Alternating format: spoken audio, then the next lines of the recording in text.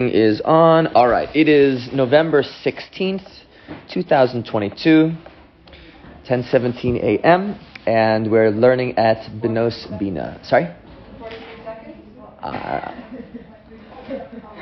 Not that crazy. Not going to say the seconds. Plus, the truth is, it doesn't say the seconds in my memo. So I would have to look it up. I'm not going to do that. Okay, so I was reminded, and thank you for the reminder, that I want to talk about Billy Bob today. So let's talk about Billy Bob.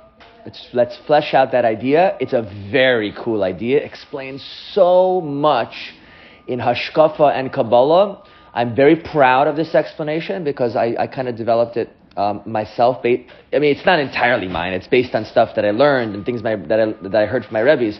But this way of putting it all out on the whiteboard is kind of my approach. And I like it. All right. Let's bring over the whiteboard.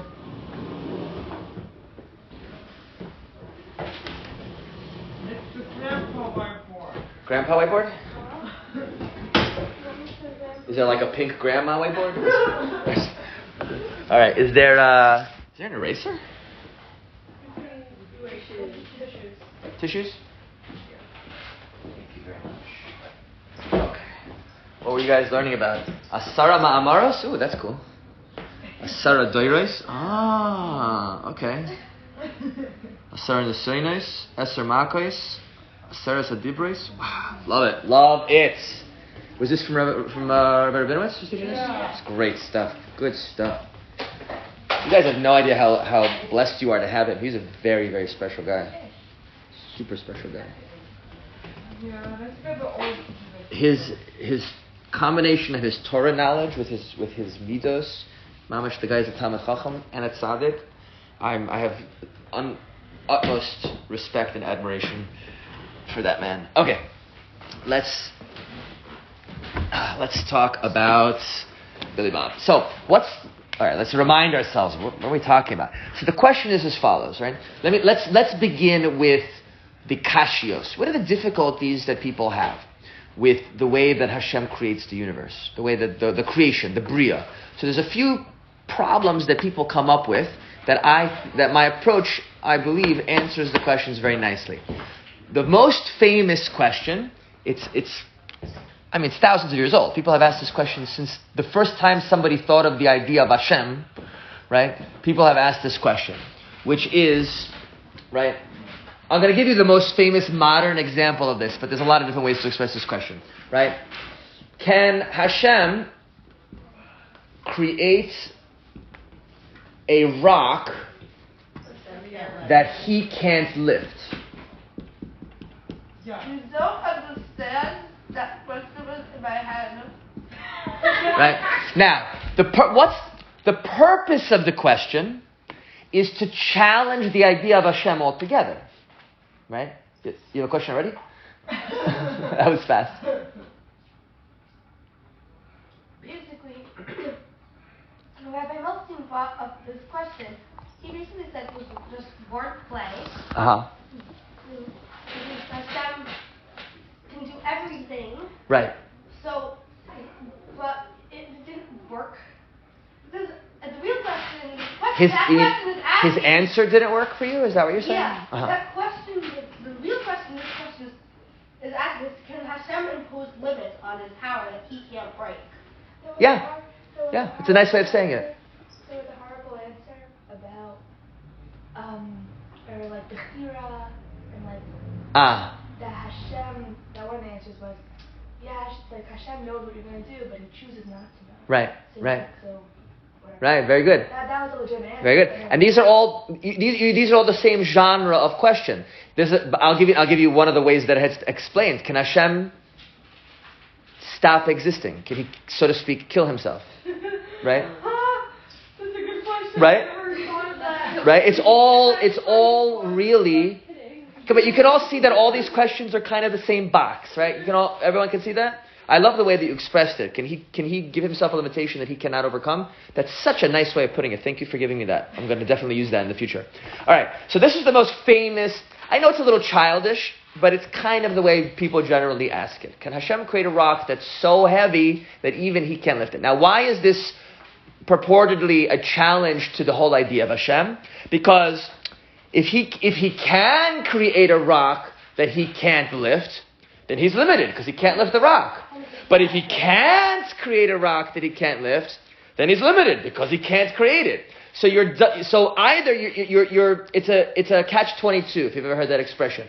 Either answer challenges the idea of the infinity, the unlimited nature of the Creator. That is where this, right? Now, Rabbi Nustin is correct that it's a wordplay. It's a bit of I forget the word for. There's a fancy word we use when people are just. That's something else. Sophism? Yeah, actually, sophism is also good. I was thinking of something else. It's semantics. It's a combination of sophism and semantics. Okay, so I'm going to answer this question in a different way than the answers that you guys gave me, and an answer that I think is really based on. It's actually based on both Kabbalah and Jewish philosophy. We might call machshava or whatever, however different people put it. In other words, I believe that both the Rambam and the Ari, I think, as little as I can put my tiny ant brain in comparison to what they were, I think that they would agree in general with the way that I'm going to explain this. Okay? Good. So, I'm going to give you the mashal, and then we'll go back to the nimshal, where we'll give the analogy or the metaphor or the symbol. I don't even exactly know the difference between those words, and then go back to what we're learning from. Now we'll come to Billy Bob, okay? So here is, here's my mind, right? This is my mind, okay? And thank you so much. Oh, that's so sweet. I've been working on it. So now, what I do, right, in my mind, I now create, right, I'm imagining. Sorry, what? My mind. Oh, I thought Mind. Bud. What'd you say? Bud? Like a bud of weed? Like bud? No, mud. It looks like mud. Oh, mud. I thought you said bud. Yeah. There's no buds of weed here. This is mine. Because I grew up with potheads. So I never smoked, and I would totally admit if I did. I'm very candid. I wouldn't be embarrassed by it.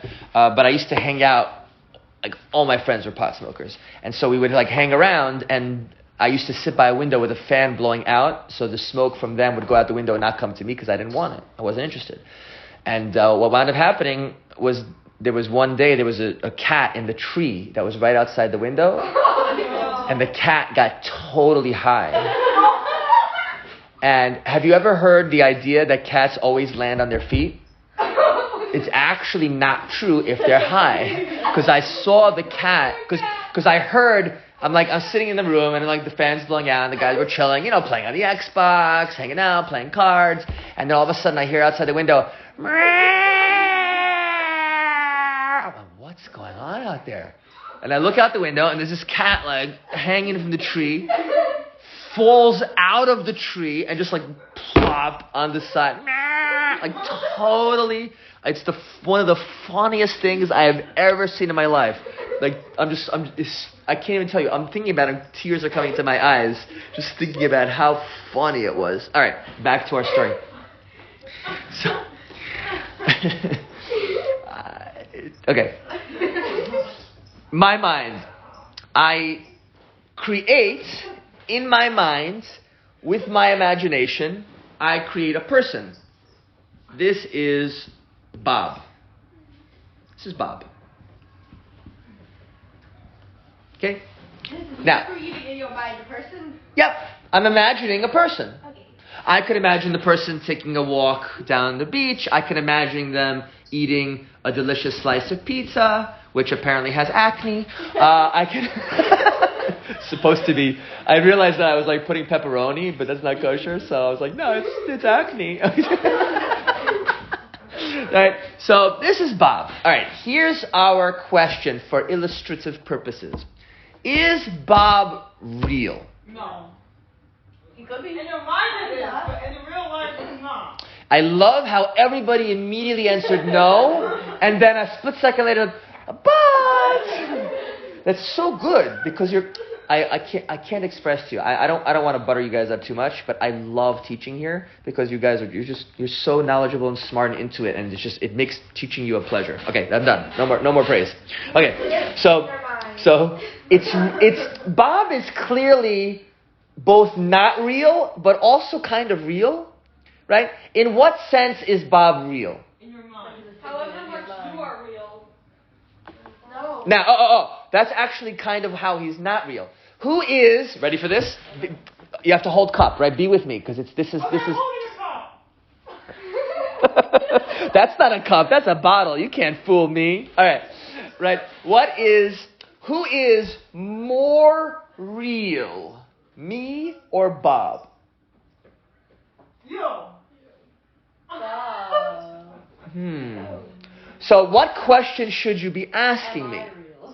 Oh, that's not the question that I thought of, but I want you to know that teaching this idea, I have had plenty of students who are like, oh my God, am I real? So you actually are about 9 minutes ahead of the average of people asking. Your brain jumped ahead like 2 or 3 steps. It's going to be like, work kind of in Hashem. Yeah, obviously. Yeah, you're smart enough to see that. But don't rush. Let's work through the ideas, okay? Why are we rushing?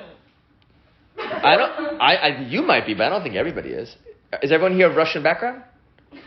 Maybe grandparents or something, or great-grandparents, right? Okay. So the question that I believe is the correct next question is, what do I mean by more or less real? That's kind of not a solid question. You have to define and concretize what I mean by more or less real.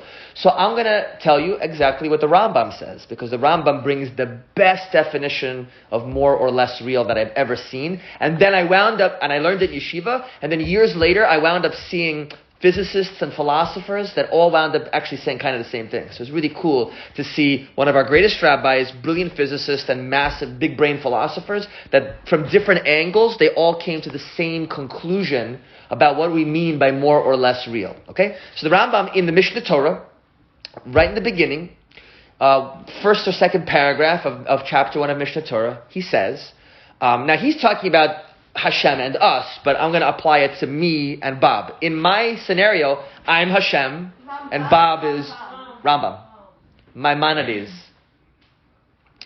He says that if you could imagine that we would cease to exist, would that affect Hashem in any way? Yeah. No. Totally unaffected. In other words, is Hashem dependent on us or independent from us? Independent. But if you could imagine the opposite scenario, if Hashem would cease to exist, would that affect us? Yeah. We would also cease to exist. And therefore, are we dependent or independent? We're dependent. And so what's more real? You. But I'm giving a definition for it. I'm being clear what I mean. More real means independent. I'm the independent reality. Less real means dependent reality. Okay? Can you give me a minute to get this down? You need a moment? While you're doing that, I'm going to try to write it neatly. I'm so sorry. I was supposed to be a doctor, so I worked on my bad handwriting for a while. It took me years to have bad handwriting. Okay. Okay.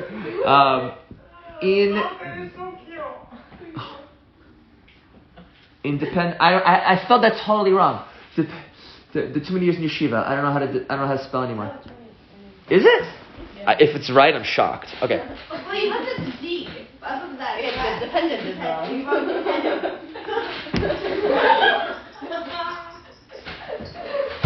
All right. So, Bob clearly exists, but he only exists as a sub-reality of my super-reality. That's a way that I really like to say it because it sounds fancy. Super meaning above and beyond, sub meaning below. Independent reality, dependent reality. More real, less real. All of these are different ways of saying the same thing. I am the source of Bob. Bob is not the source of me. Listen to this one. You ready for this one?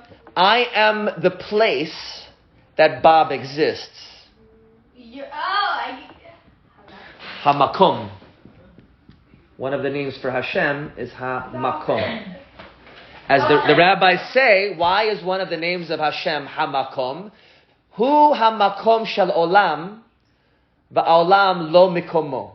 He is the place of the world is not his place. Meaning we exist inside of God, not physically, but hierarchically, conceptually.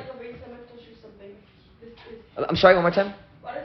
Why do we strive to have a base limit for him if like his presence is so already concentrated here anyway? That's a great question, because to answer it simply, like while standing on foot, quick answer, it's not that we're actually creating a place that Hashem is there more than anywhere else. It's that we perceive him more there than anywhere else. It's not about him, it's about our perceptions. Make sense to you? Okay. So, Please pause, I'm still trying to get that all yours now. I will try to speak more slowly. Okay. So we have the super reality, the more real reality, the independent reality is my mind, and Baba's in my mind. Now, you could even... What you just said, that like based on exactly what you did, there isn't more Hashem there. It's just... We see him more there. Because let's come back to that question in a moment, because I'm going to try to answer this question, and I think that my answer to this question will answer that one also. Okay? So now, you could also imagine, if you wanted to go further, that Bob could actually imagine in his mind Billy Bob. Now you know where Billy Bob is coming from. Bob can? No, he can't. Of course he can. It's not right. Goldstein is imagining a guy who can imagine. Exactly.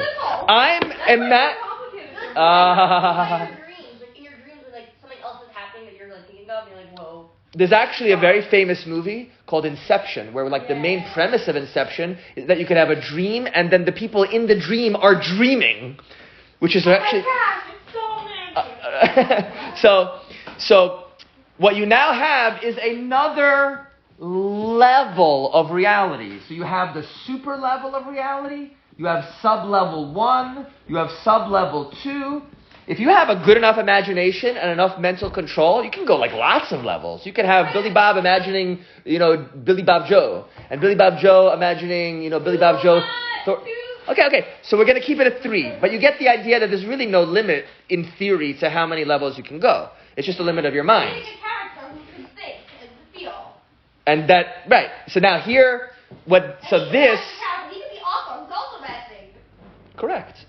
Now, how is Bob creating Billy Bob? Well, I'm making him do it, right? Okay. This is a reflection of the Jewish concept of olamot, worlds, levels of reality. This is a world. This is another world. There are different levels of reality. Now, what do I mean by different levels of reality? What do we mean? I read this in Michtav Eliyahu from Rav Dessler, who was one of the greatest rabbis of the 20th century. And he explains olamot. Oh, what a beautiful... It's one of the sources that I use to... You're kissing Hashem. How cute. Right? So he explains like this. And then later, the idea I'm about to share with you from Dessler, I also saw this idea in a book on physics. So it's really cool when you see like brilliant people who come to the same conclusion, because that's like, it's so nice. So he says like this: what makes something on the same level of reality is that you can interact. The way the physicist said it is really cute. The physicist said is what makes something real? It's real if that when you kick it, it kicks back. Okay. Now, what do we mean by that? And so Rav Dessler explains it in a more sophisticated language, but it's actually the same answer. He's saying when you're on the same level of reality, that means you have a shared space for interaction. We're all in the same world because we can interact with each other. But if I imagine somebody in my mind, you cannot directly interact with someone in my mind. They're on a different world. They're in a different level of reality that you're not in the same world as them. We could directly Everyone is their own world. Well, Hashem is not in the world. Hashem is beyond all worlds. He doesn't talk to us. He actually, I don't want to get into it too much right now because it would be confusing, but I don't want to ignore your question. The Tanya says, one of the most interesting and difficult things to understand in the Tanya, but it's actually really cool because you get to see it a little bit over here. The Tanya says that Hashem is Sovev Kol Olmim. He surrounds all the worlds, meaning he's outside of them. But simultaneously, hu maleh kol olmim. He fills all the worlds. We'll come back to that. Because I have a psychological way of explaining that Kabbalistic answer, which I'm going to share with you. That's actually my point, is the psychological answer. Quick question. So can you just say the whole thing about the whatever thingy? I mean, I just spent 15 minutes talking about it. No, I mean, you said it in a concise way. This said something about something being real? So what more or less real means is more or less dependent. If you're independent, you're more real than something that's less independent, more dependent. Same thing, right? Double negative. Okay. Real depends on what? Sorry, my brain is not working. What's real depends on shared space for interaction. When you can interact with something, you're in the same level of reality. Now, what's special about human beings, uniquely from all other creations of Hashem, is that our neshama actually simultaneously exists on all levels of reality. We have nefesh, ruach, and neshama, right, which live in asiya, yetzira, and bria, right? We actually, that's why in the nefesh HaChaim, Reb Chaim of Volozhin explains, the pasuk says that Yaakov chevel nachal aso. So we translate that as that he's a portion of his inheritance. But the actual literal translation, what's a chevel? It's a rope. Why does it mean a rope of his inheritance? So Rav Chaim Volozhin explains that the neshama of Adam is like a rope. That the bottom of the rope is in this world, but the top of the rope is under the throne of glory. And the soul just goes through all the worlds. So when you do a mitzvah down here, it's like you're pulling on the rope, and that pulling goes all the way up to the highest heavens. So what makes something more real is that it's independent. Correct. So that's why Hashem is the most real thing there is, because He's completely and utterly independent of all the creations. Hashem is the super reality. He's the most real, the most true reality. Our existence is totally dependent upon His, and His existence is totally independent of ours. All right. Now, we're all with me? I didn't lose you yet? Rambam says, okay, great. Rambam, Rav Dessler, bring it all together.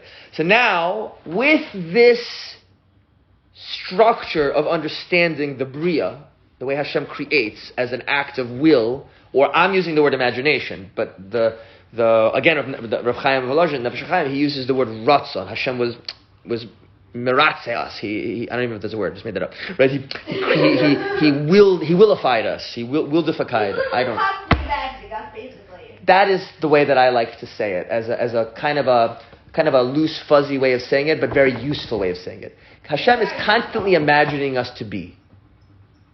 That's so cool. Right?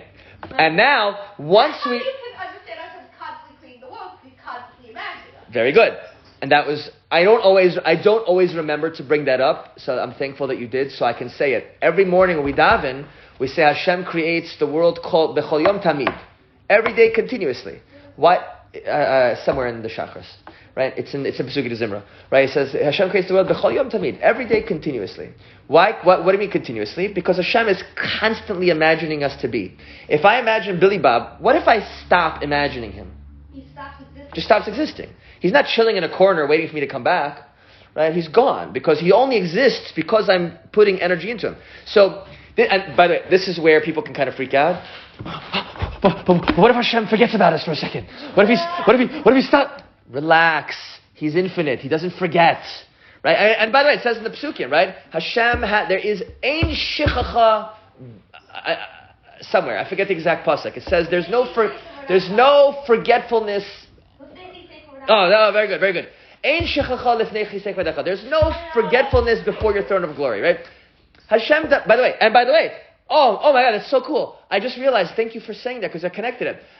The whole Bria is beneath the throne of glory. So Hashem doesn't forget anything that He created. He doesn't forget. He always, the energy, there's no moment Hashem is like, oh my God, I'm so bored of creation. I'm just stop thinking about it. Hashem doesn't get bored. He doesn't forget, because those are all limitations. And He's infinite. He doesn't have those limitations. He doesn't have anything you can imagine that's like a person forgetting or being bored or like, I'm going to make them suffer. None of that applies to Hashem, right? Okay. So with this structure, do I have time? Yes. Okay, stay with me. Keep your hands and feet inside the vehicle at all times. We have to move a little bit quickly, because I do want to answer the big questions using these. We built the tools. This is the tools that we need to answer the questions. So, we say about Hashem... can I erase this? Yeah. No. There's no back of the whiteboard? Take a picture. All right, I'm going to use the top of the board then. You're making me stand up. All right. What do we say as a general rule? Very, very famously.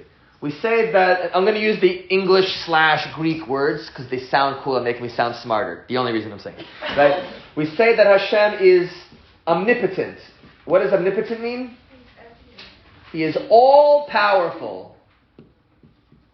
And by the way, that's the kasha. That's the kasha.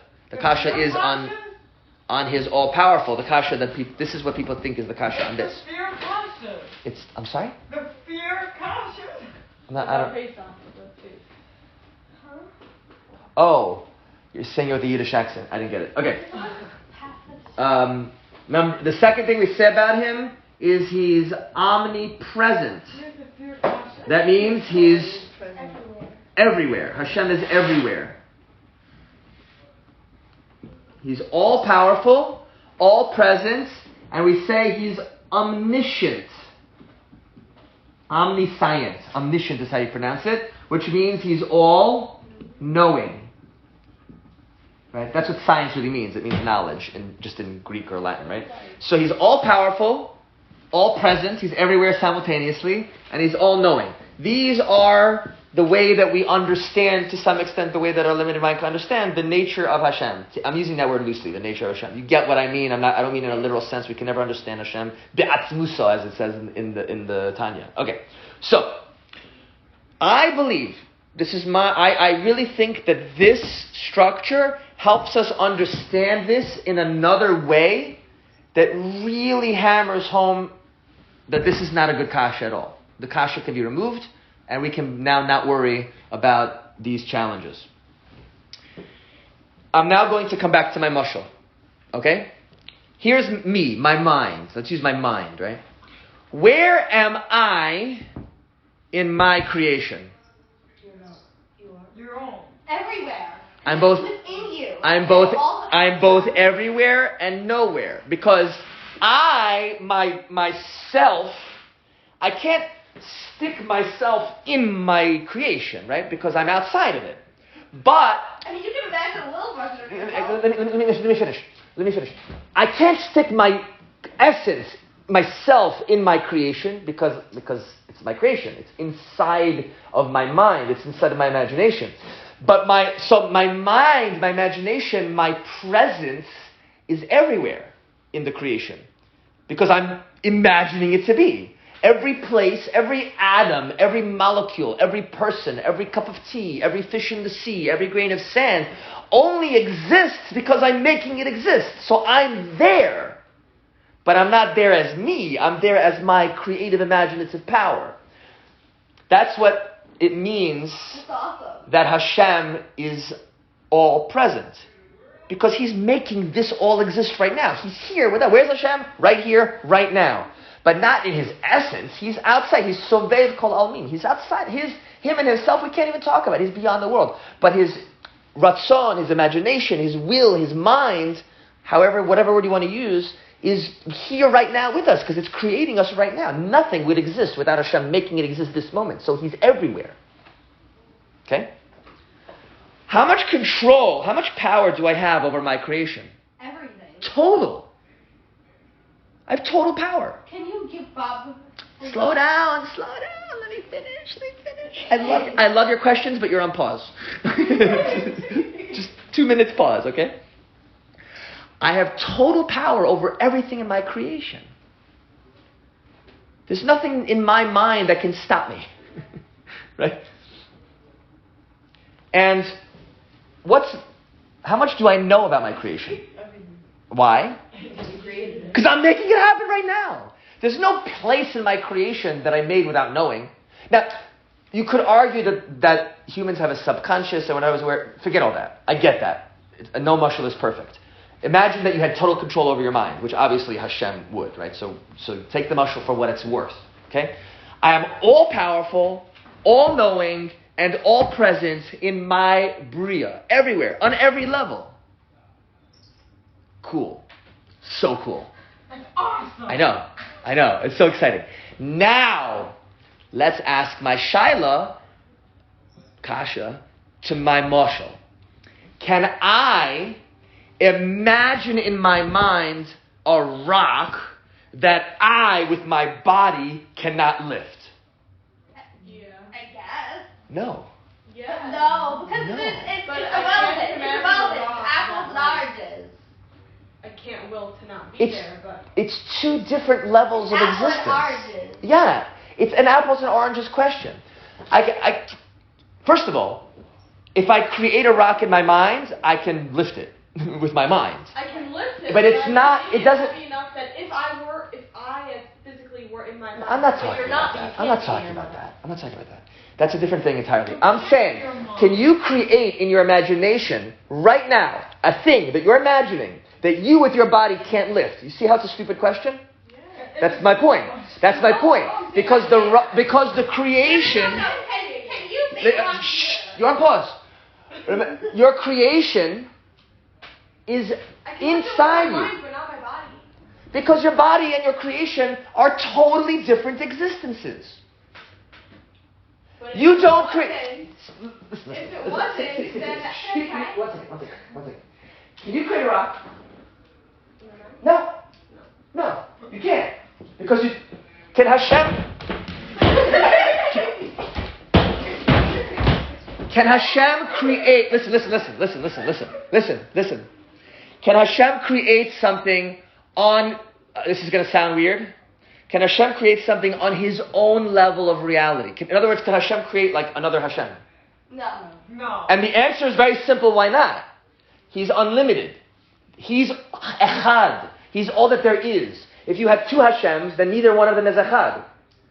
The unlimited, infinite, unique, one being is just is. So the creation doesn't happen in His essence, His oneness. Hashem is still one. He was one before the creation, and He's one after the creation. You don't change because you imagine something. It's a mashal, right? Mashals are not perfect, but you get the idea. You don't change by making the rock in your mind. You're still the same. But the rock in your mind is in your mind. It has nothing to do with your physical body or in the nimshal, in Hashem's essence for who He is. So the question, can Hashem create a rock that even He can't lift? No. Because the creation and Himself are two different realities. And that's not a limitation. That doesn't make Him limited because it's the creation. It has nothing to do with who He is. He's completely separate and unique. There's nothing like Hashem. Ein od milvado. There's nothing other than Him.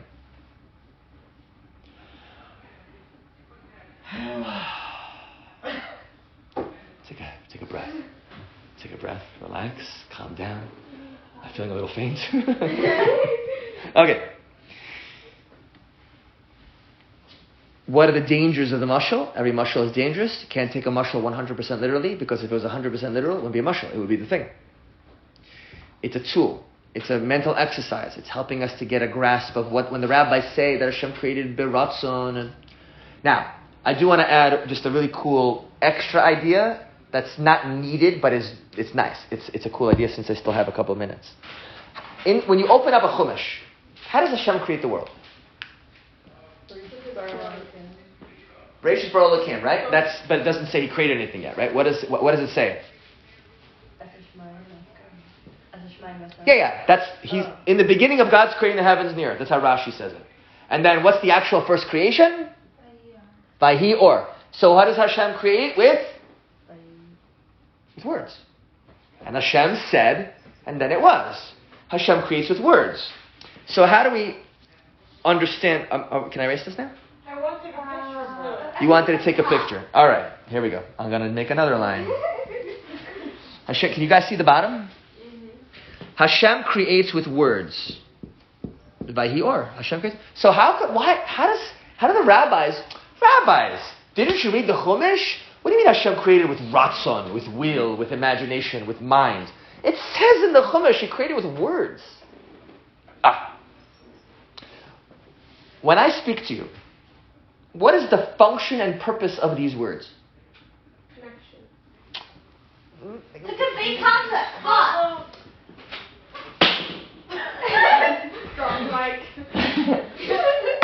I was trying to put it down. I have an idea. I have a thought. I have a concept. I want to. Convey it. I know you're excited. Me too. I want to give it to you. I want to share it with you.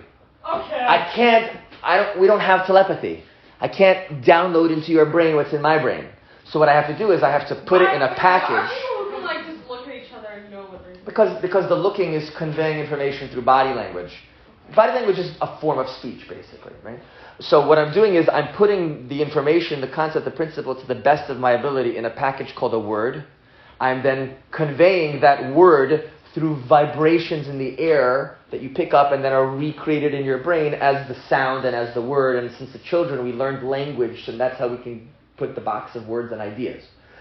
Right? So really, it's my will, my mind, my imagination that I want to convey to you, and words are the vehicle for doing so.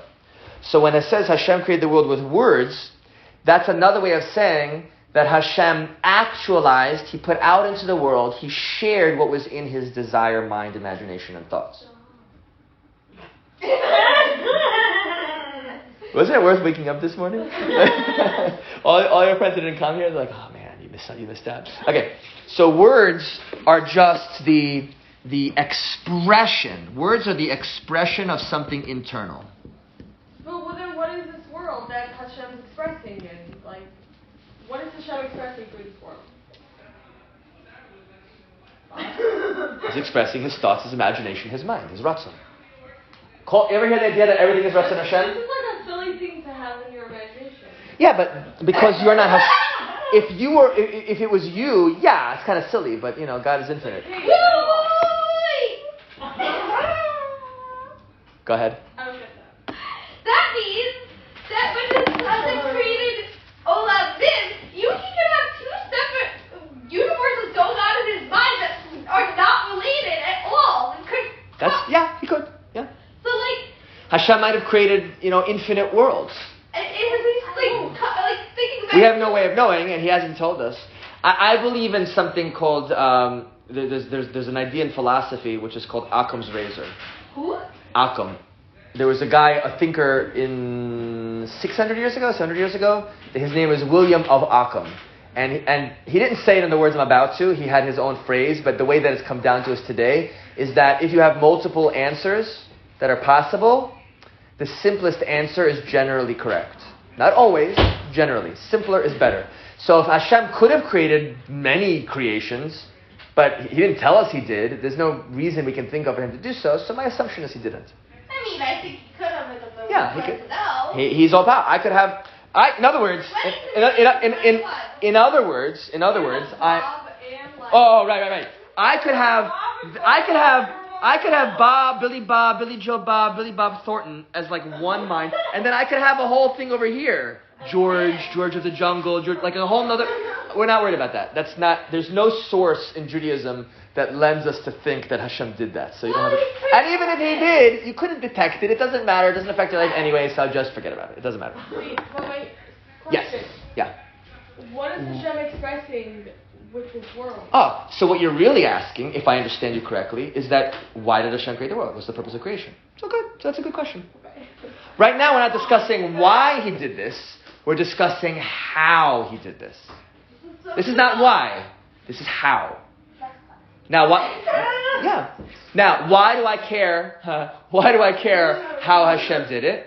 Because, number one, it's really cool. And number two, it helps us to answer some of these very big challenges. And number three, it helps us to conceptualize very difficult ideas. Imagining how Hashem is all-powerful, all-knowing, and all-present is very difficult to imagine. This mashal gives me a way to understand it and imagine it in a way that is actually kind of understandable to me. Okay? All right, guys? L'chaim. Thank you very much. And also... Yeah, go ahead.